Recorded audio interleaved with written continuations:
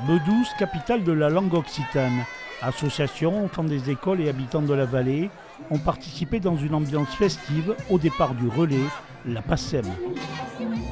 Ça fait quoi d'être la première relayeur? Ah, j'ai la pression. Ouais. Non mais c'est un honneur. Vous la faites chaque année? Oui, chaque année je participe, mais c'est la première fois que ça passe à Bedouce. Alors comme je cours aussi beaucoup en Vallée d'Aspe, c'est un joli message. 2000 km pour 2000 relayeurs et 7 départements traversés. Chaque kilomètre est à vendre 100 €, des fonds qui serviront à financer des projets pour la langue occitane. Les financements régionaux, départementaux sont en train de chuter. Eh bien, il faut trouver d'autres moyens de financement. Donc collectivement, on met chacun 100 € dans un kilomètre.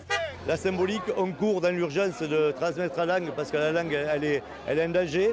Et on court jour et nuit parce que si on s'arrête de transmettre, la langue elle est morte. Pour accompagner la course, les écoles de la vallée d'Aspe se sont mobilisées. Une contribution chantée par les élèves d'Etsotte, Accous, Bedouce, Lourdes-Ichère, Issort et Pondeil de Laurent.